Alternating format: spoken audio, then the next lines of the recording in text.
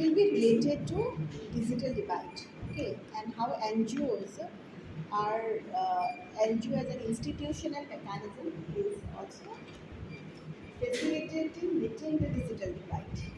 This is important.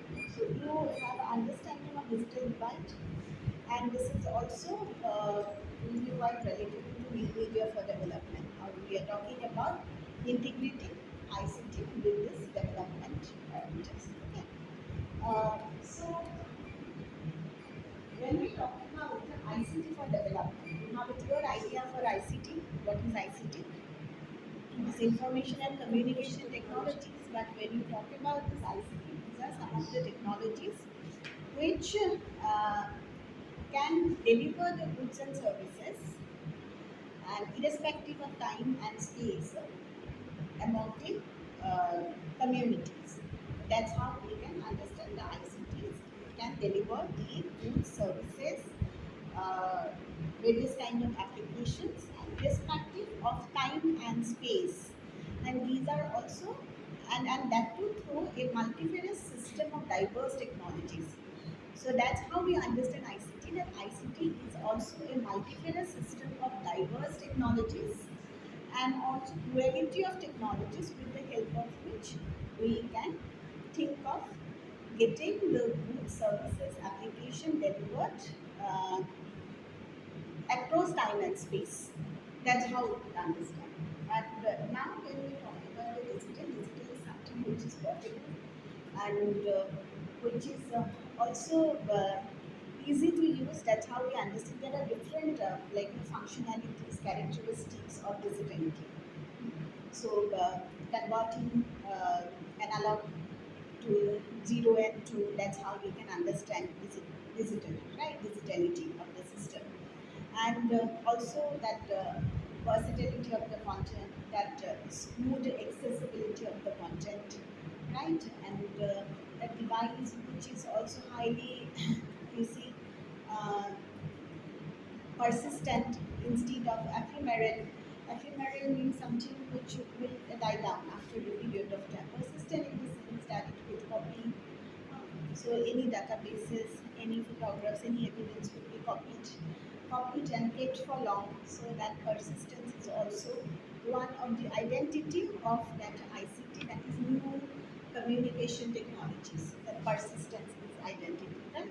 We have interactivity, and also we get to see that multimodality. These are also some of the characteristics which are associated with the digital technology. So when we talk about the interactivity was not there with that traditional analog system.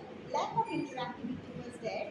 So you cannot even see that there was no interactivity, but there were lack of interactivity. There were interactivity to an extent where you actually switch on the television through a button through this remote is also a kind of interactivity.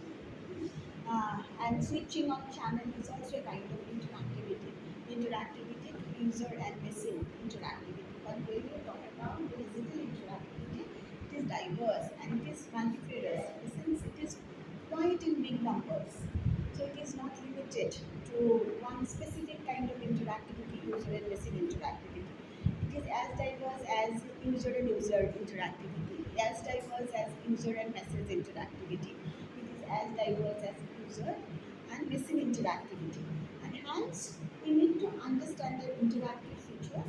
And because of this interactive features, we also see that how an institutionalized approach can make different divide and gap in the society related to access to digital technologies addressed. So we are here talking about addressing this gap, addressing this divide in the societies related to digital technologies, and that is through institutionalized approach. So when you talk about the institutionalized approach, here we are talking about this grassroots organization and basically the self-help group, as well as you see the NGOs in mobilizing the people and letting them use the digital technology and making them literate in using the digital technology and addressing various rural issues, rural problems. Okay, so this is also part of you will see ICT for development paradigm. This ICT for development.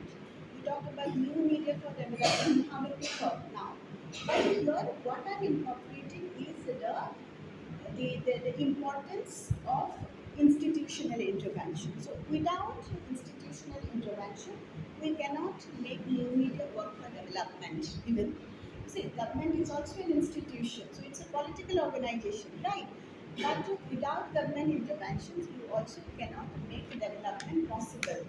So we have different developmental goals, right? We have sustainable development goal to reduce poverty, to reduce illiteracy, and also to meet the information gap, to empower the women, to reduce inequalities. So we have different sustainable developmental goals. So we are not going to discuss about the sustainable development goals. We will simply try to find out how technology would reduce those goals. And for that you need to understand the technology and the kind of excess barriers which are existed in the societies. Okay? So especially in the northeastern regions, there are some excess problems. You know the kind of excess related problem related to technologies, and that too related to digital technologies. So when you talk about digital technology, the examples are mobile phone and internet. These are the two examples of digital technologies. Usually people give. There are many more pages there. We have panoply of this web-based goodies and technologies are there. A range of that gizmos, everything come under digital technologies. If it has got the interactivity and also having that attribute of that information in 0 and 1. So we have that kind of understanding of digitality, right? So now, what we think is that when we talk about the access-related problem, which is quite perennial in northeastern regions, because any initiative that government has taken is delayed in northeastern regions. The initiative that government has taken is delayed for 10 years to implement it in northeastern regions. So government has also taken an initiative about starting the information kiosk, and even the initiative related to cyber cafe. When first it came, cyber cafe came here in India in 1995, right? But here in Assam, so after 10 years, we get to see by 2005, we get to see there is a proliferation of cyber cafe. But in India, first it was started in Bangalore in 1995, right?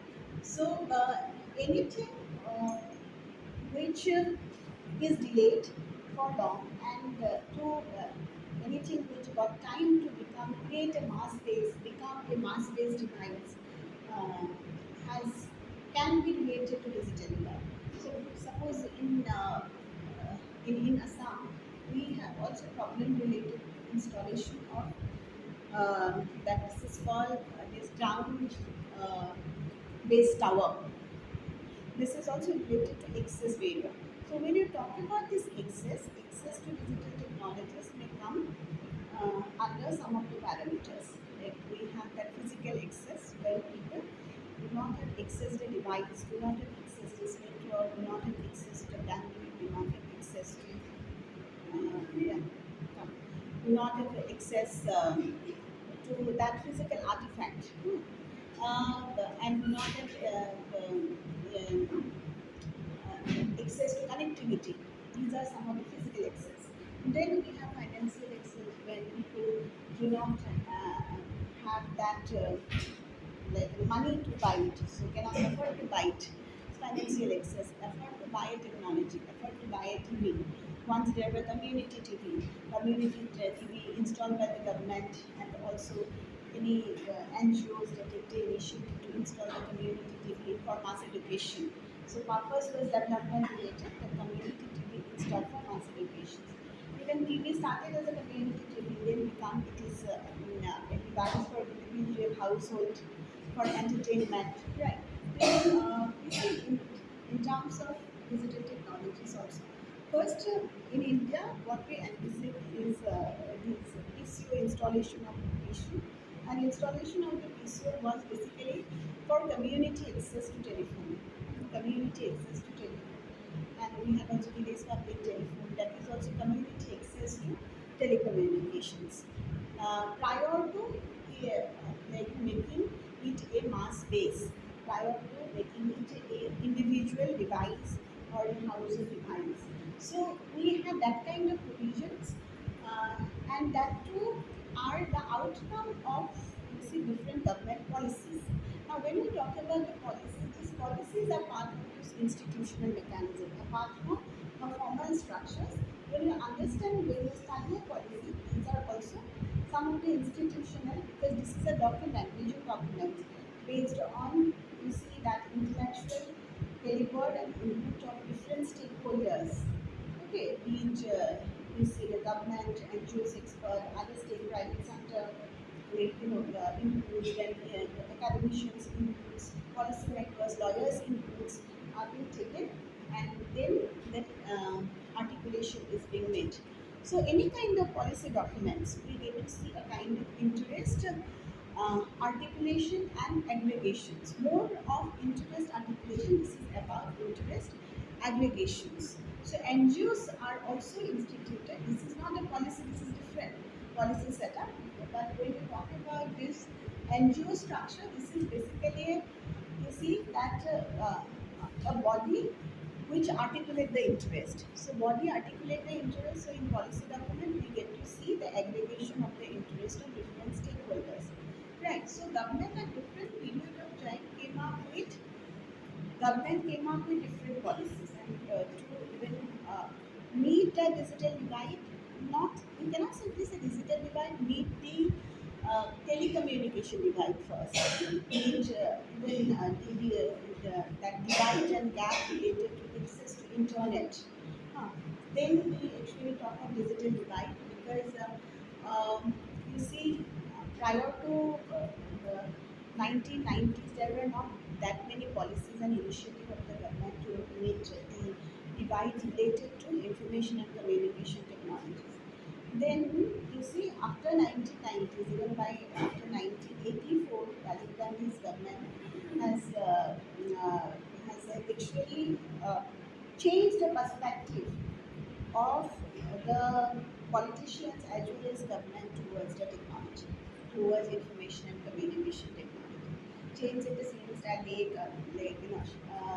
they thought of technology as a means and an instrument for development. Earlier technology was envisaged as an instrument for, you see, luxury, so which could be used only by elite people.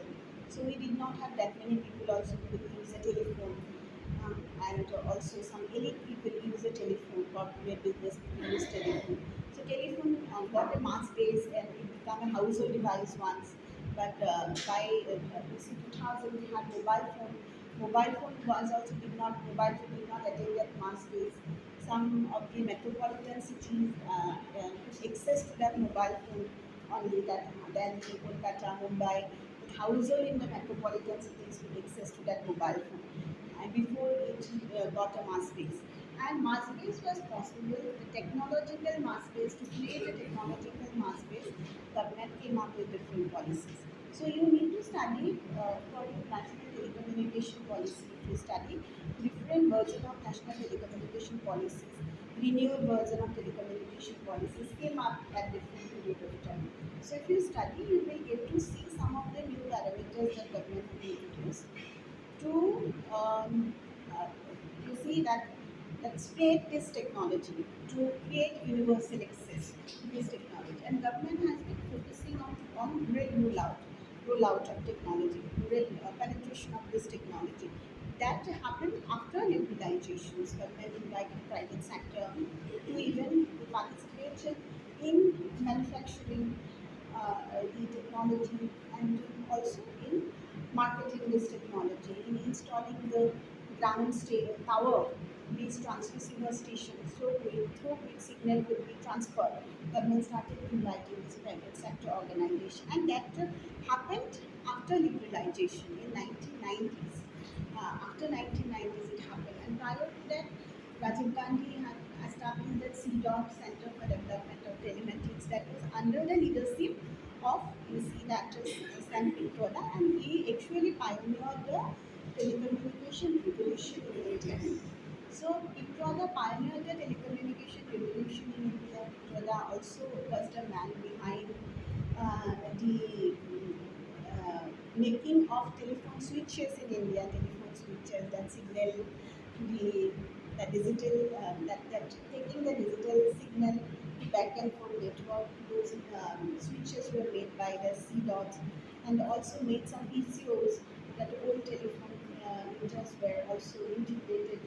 Old telephones were integrated with small meters, made the PCOs, and created livelihood opportunities for rural people. So they actually created some livelihood opportunities for rural people. Okay. So we actually see that like this way, uh, government realized that this telephone could be an instrument for development, could be an instrument to bring social change. Now you say during that period of time there was a national technology mission were taken up, and this technology mission were integrated with the societal problem, in the sense problem related to like drinking water, problem related to illiteracy, problem related to health, poor health care facilities. So technology mission came up in 1984. So that was integrated to those societal problem and trying to integrate the technology to, you see, to meet various government mission for social security purpose or creating social welfare, like using technology to even avail the drinking water, 40 liters of drinking water you say, per individual per day. So that was also a mission, and for that government constructed well. How you see ICT has helped it out. So that was actually envisaged, that concept was envisaged by, you see that product during that period of time, during 1984. So after Rajiv Gandhi's assassination, Vitrola left India, went to Chicago, and then he also established another foundation, that is a ball chain. So his vision was to actually bring in technologies for developing societies, developing countries. So developing countries has a different kind of atmosphere and climates and temperature, everything different. So technologies that are used by these developed countries will be completely like different for developing countries. And normally we usually get to use the technologies as a result of trickle down effect. Trickle down, first it is used by developed countries. So in piecemeal basis, once the effects of it, impact of it being realized by the developed countries, we get to use it. So it's a kind of trickle down effect that is also visible in a household. Suppose the user of women and the men. Women are the trickle down, are at the receiving end of the trickle down effect. As male member of the household use that technology. So after a couple of days, okay, that phone got like obsolete. Okay, you can use that phone. It's a kind of trickle down effect. You get to see in a household also in terms of the telephone, right? Now you see there are two sides of it. So using technology for development and also using technology for that is what having a purpose, for entertainment, for not only for utility purpose. So here there are different case studies. So uh, available about using even ICT for even, for culminating development, for resulting development. So we were discussing about the access first. Access were related to physical access. So government also through different PB scheme made the physical access possible. Okay, physical access to technologies. So we had problems related to suppose installing ground-based stations in Assam, northeastern region. There are different challenges in terms of installation of ground-based stations. There were no land, like clearance we received for installation of ground-based stations. regarding even rooftop tower, that was another option which was not possible in Assam just because of earthquake prone areas. There's problem related to transport. The places were very remote and road infrastructures were not very good. Right. Electricity was also not that cordial or not continuous and constant to, to support one technology, right? And also we talk about laying down optical fiber cable, which is very important for technology. Laying down optical fiber cable, it is through which actually broadband data and multimedia data is possible to deliver at the end. So that is also not possible just because of incoordination of different government departments, like PWD, then we have that. You see that other um, health sectors, they could not coordinate, and you see, and also other government different policies came up, no, that Pradhan Mantri's Gram Sadat Yojana, MG and Rega. So only part of which road has been repaired, but there is a frequent cut in the optical fiber cable just because of incoordination of different government departments and incoordination among the authorities. So that was a problem and that was a challenges that every region like Northeastern Assam has been facing in terms of telecommunication, in terms of digital technology. So access was a problem. Now after different policy paradigm, different regulation, different policy documents, access problem, access barrier has been addressed. Okay, so access barrier in terms of device access, in terms of network access, in terms of accessing ground-based tower, in terms of access to connectivity, access to fiber optic cable, because long-term fiber optic cable has been laid down by 2012 under a plan, BBNL plan, in the northeastern regions. So that access has been see made possible by government. Barriers to access, that is another problem. Barriers to access to physical access, I have already told you, those were also mitigated to certain extent. So, and also there are some other schemes like government came up with Har Haat Mobile, Bharat Mobile schemes, through which government distributed free mobile phone free of cost to targeted households, targeted households so that they could actually get the benefit of mobile phone. But that was conditional basis, not for more than 2 years. So like that way, government trying to meet the physical access. So that was the first understanding of basically digital divide, that the physical access divide. We talked about the physical access to digital divide. So digital divide is basically a gap in access to digital technologies, and gap which is faced by individuals, gap which is faced by communities, gap which is faced by societies, gap which is faced by countries in access to technologies, in access to information and communication technologies. That's how we can understand. So, in order to meet that digital divide, we need to have access. Now, access got different niceties. There are also core access and there are peripheral access. So, when we talk about the core access is different from peripheral access. When you say core is the very, you see, this is called the basic form of access. Core access means it is available in most of the developed countries. Core access, and the first user of the technology, core access, first user of this technique, wholesome use of that technology, along with applications, along with all the features of that technology, that core access.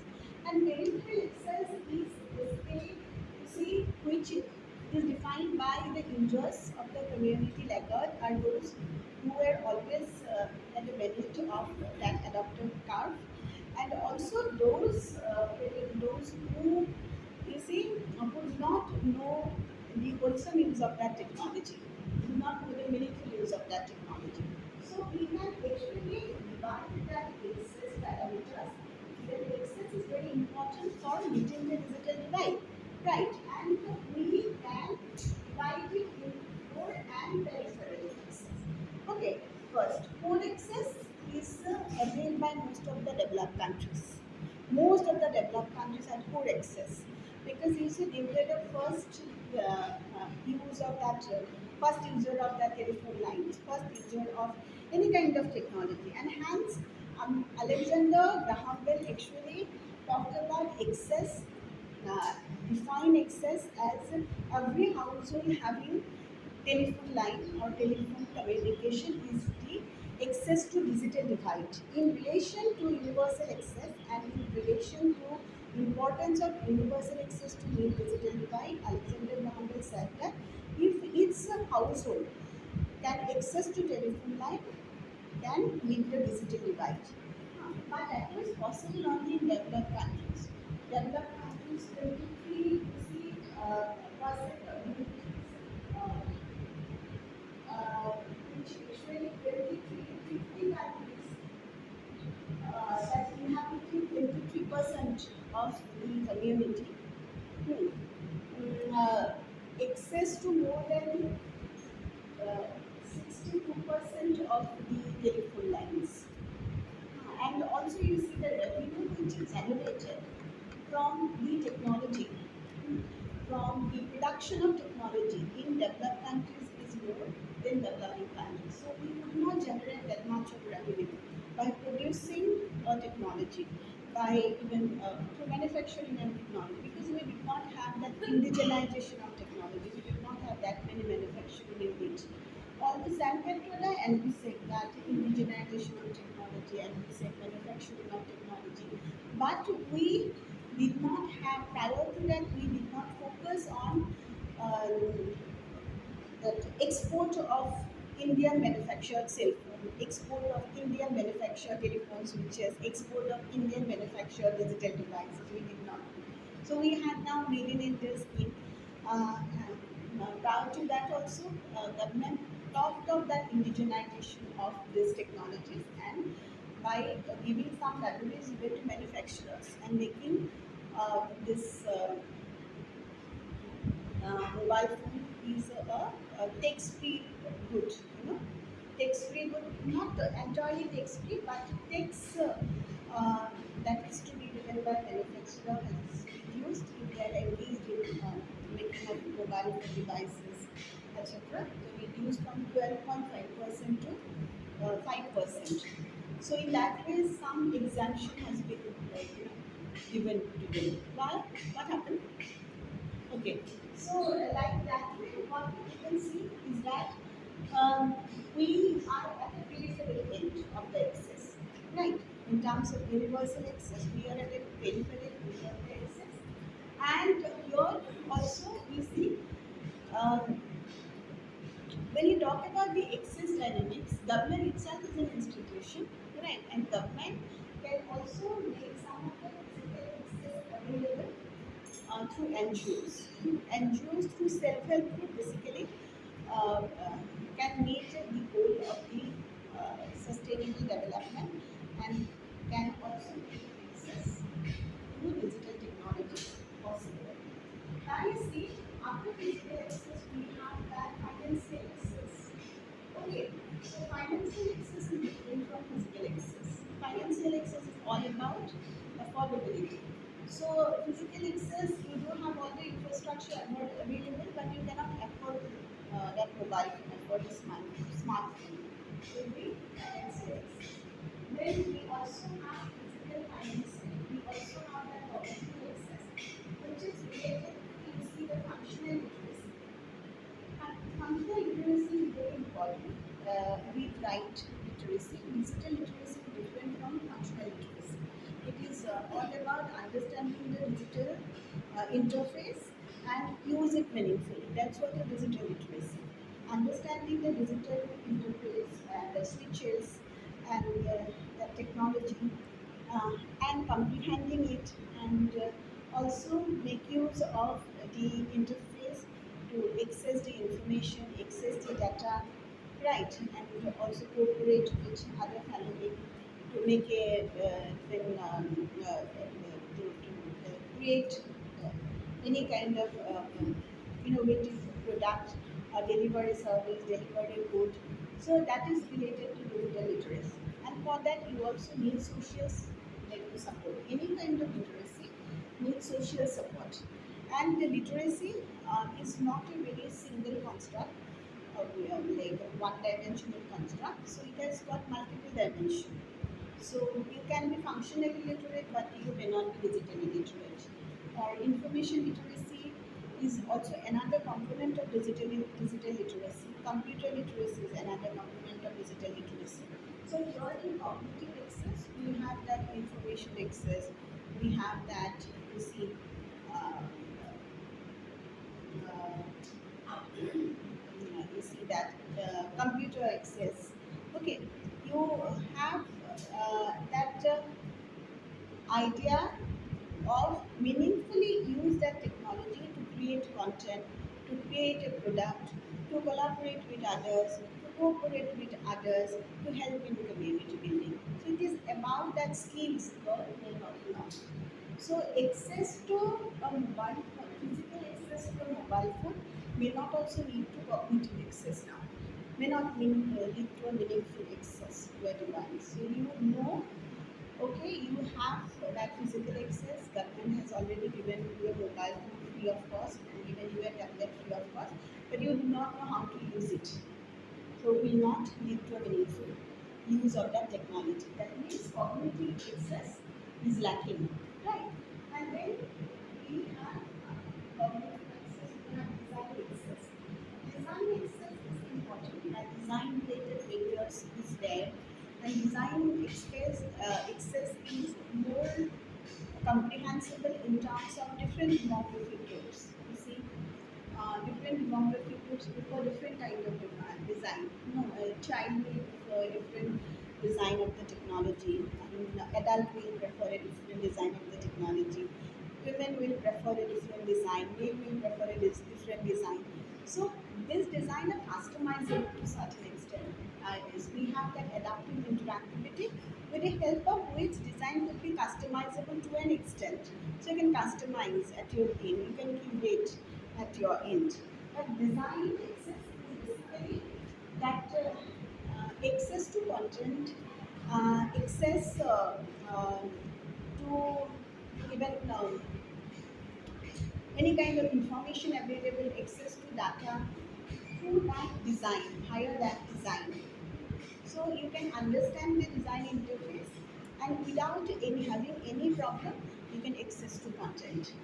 So design should not be the barrier in accessing the content. Sometimes we also came up with a problem by our mother. Mother came to us, so like an approach us. So they show me how to use this technology. So that is a problem related to design. She doesn't know, and design itself is also going with this cognitive access.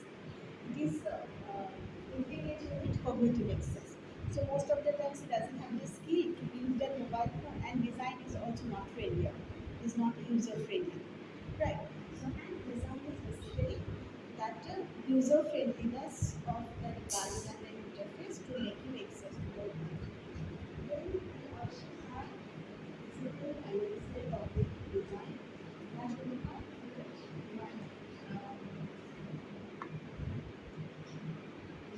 content. Now we see we have been talking about the use of digital device by rural community. Right. Now rural community are literate in different, then mostly they are illiterate. Okay. Language they speak is different. So there you might have also come across that kind of scenario that the language that they have spoken is different, right? And the dialects are different at times. Huh. So, content access, content related barrier is a very kind of severe barrier you get to see in access to any technology. So, because most of the content are available in English language, and also you see by dint of that uh, Western manufacturers and we are also we are you see literate in a Western way, and hence we could not think about that language barriers that a village household could face. So content access is basically related to language barrier, semantic barrier. Sometimes we do not even understand the meaning of a content which is given. It is related to language of that content. Okay, so that kind of exists. Then we have political will. So when we talk about this political will is willingness of government uh, to even make some development interventions and people's willingness to participate to community building and that too through the help of access to that technology. So there are two kinds of political will. One is government willingness to bring in different kind of development intervention. Another political willingness is on the part of the people to participate in the development initiative, in community building, participate in you see this community affairs um, with the help of this technology. Okay, and that is political will. So here in terms of NGO intervention in technology, political will is really very important. That it is all about participation of the people in community building and that too through the help of technologies. So people are dependent on the technologies. People uh, uh, started knowing how to use the technology for their own benefit. They started running this information kiosk, and that too with the help of the NGO. NGO is not only distributing the freebies, so like as a part of service delivery, which is assigned to them by the government to distribute this mobile phone, distribute this you see laptop and etc. But also NGOs may engage in organizing the student through self-help and can also institute information kiosk and can initiate digital literacy programs to even literate them and make them participate in community building. It also make them participate in community affairs by using this technology. So hence we see that when we talk about the universities, what is very important is to remove the barriers to access so that we can universalize the digital technologies. Right. Uh, there are different examples. I picked up the study and that too in Uttarakhand in Tamil Nadu. So I come across that in Tamil Nadu there are some NGOs. They are they're in collaboration with like, that Shakti, then Tata Telecom and Uninor. These are some of the telecom operators. They collaborate with those operators and they uh, constructed some of this mobile home boot in that villages and making that village women um, digitally literate. They have picked out various awareness schemes and also some of the digital literacy campaign and skill development, capacity development workshop through which they could make women household, village women digitally literate and make them uh, uh, like capable to run those mobile phone boots and also capable to even manufacture a cell phone. And with the help of which they say they could actually subsist their family, they could give some money to that family also. They could run a family. So that kind of initiative has been taken in the southern India. So this is also a kind of basic program in private sectors, part of private sector CSR you might say. So private sector CSR activities, they collaborate with the NGOs to educate women and digitally literate women, empower them. Women also is communication device has a different outlook altogether. This digital technology is actually known for interpersonal communication. Interpersonal communication for a predominantly oral like community. India is predominantly an oral community. We cannot even expect to have many literate people here. If you look at the percentage, also we always at a like, at we will be lagging behind or at behind. So we see that in a predominantly oral community, so interpersonal communication can make a change because it can build that trust. And mobile phone is also interpersonal communication device. It has also that element of many to many communications. Okay, it has that element of one to many communication also. So even through chat, we can have the one to many communications. So I can record it, I can distribute it to many. And in video conferencing, so many people could come. That way also it could have many to many communication. But then interpersonal communication is the nature, is the characteristics of that like digital technology or a mobile phone, even internet. You cannot even say that internet is not interpersonal. Internet, the digital technology is also interpersonal. Hmm. So we cannot say that it has replaced the interpersonal communication. Yes, it can replace. So there are also demands of replacing the interpersonal communication. Anonymity is there. Inhibition, disinhibition is there because of a lot of problems related to cyber security. So things apart, what we are focusing on is that how to use the technology to develop a community, how to integrate the technology to their developmental need, how to integrate the technologies to the developmental priorities of that communities. So when television was once used uh, to even educate community, okay, so mobile phone has a more information ratio than entertainment. So that dimension, information, more information over entertainment dimension can also have a very promotional effect of uplifting a community, you know. And hence you see for that what is required is the collaboration among the stakeholders. So here also an NGO cannot simply go for distributing mobile phone. And for digital literacy, but yeah, they could have an objective, they could have a project to making like digital literacy campaign or a camp. They could uh, even hold a camp, 1 month camp for digital literacy, making women digitally literate. When there are tea gardeners are there, this women making them digital literate is also important. Because now the smartphones are available and in every household you get to see women with a smartphone. When I carried out a survey in rural areas, then smartphones were not available, only the voice phone were available. That is basically not a feature phone, that is basically you see that device um, uh, predominantly with voice communication, text-based message. So people use their phone for even you see that texting purpose.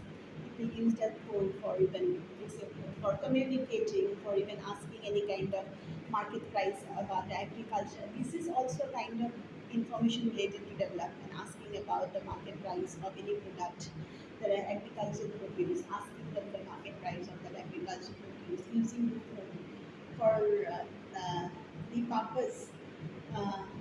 That is a purpose for communication, utility communication. For that very purpose, even 2 3 years back, also I have seen there are people in the university campus didn't use a smartphone, but even a maid in the household help is using a smartphone. But there are also people earning, you can see, 50,000, a good amount of money because after 20 40 years of working in in a university campus, although not a professor grade, earning more than 50,000 but having a cell phone which is a very basic phone having their voice and the text message. So that need among the people is different. So phone could also be tailored in a way to bring in development. Now that for that what is required is that institutional intervention. So without having that institutional intervention, you cannot actually think of using a technology for development. Okay, and the institutional interventions where we talk about intervention of the school even, intervention of even a health center. So what I concluded is that there are different infrastructure, social infrastructure available. So government should actually promote the social infrastructure, promote the PSC, public health center, promote this existing school infrastructures, and integrating it to the digital technologies, to the mobile phone, to internet kiosk. So that's how what you can to certain extent you can uh, digitalize a village. So, without improving the social infrastructure, you cannot simply digitalize a village by distributing cell phones, by distributing tablets, distributing computers. Okay, so that is one aspect in terms of making the physical access barrier and making the physical access universal. But community interventions, and your community is the school, community is the health center, the same time. You see some of the neighborhood institutions here, and these are some of the contexts, micro contexts, I'll say. Micro, not a micro, meso context here. These are some of the meso contexts. Um, which are interacting among the micro contexts. So micro context, meso context is basically the neighborhood, and micro context is your own primary connections, um, or connections among the peer group, connections among the members of the family, connections among the members of the NGOs, connection among the members of the self-help group. So that connection is micro context because the very primary connections that we have established. Meso is that connection among different micro contexts like family to school to self-help group, that connection. So that is called in extra-familiar relationship could be established to meso contact.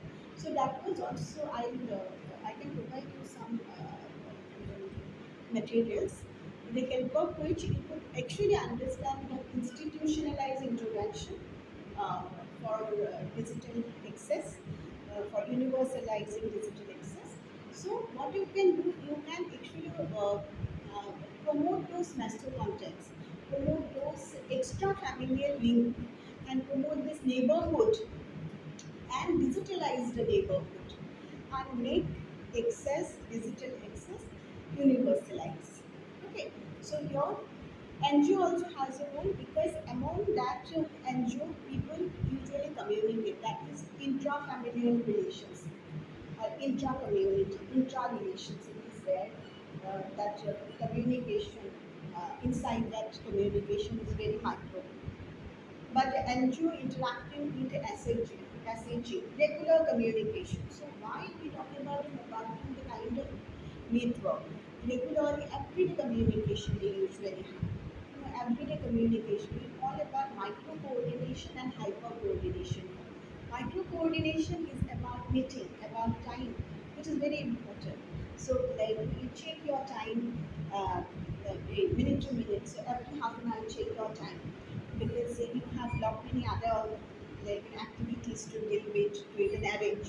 So you micro coordination at the same time, or also it is related to multitasking, and you micro coordinate. So how to coordinate time and the meeting to fulfill different tasks is micro coordination, and also hyper coordinations because it is also a space. It has created a space called, you see, hyper coordination is created a space for emotions, created a space for even um, uh, having some kind of expressions, articulate your feelings, and express yourself and express emotions, and that is called hyper coordination, and which is possible through those intrafamilial and extrafamilial network. You know, so and in that institutional setup, are you understanding this? Huh? So, and hence institutional intervention is very important, and this is a part of political will. And institutional intervention is very important to universalize the digital technology, right? As well as you also see that it is important to reduce the access barrier. Okay,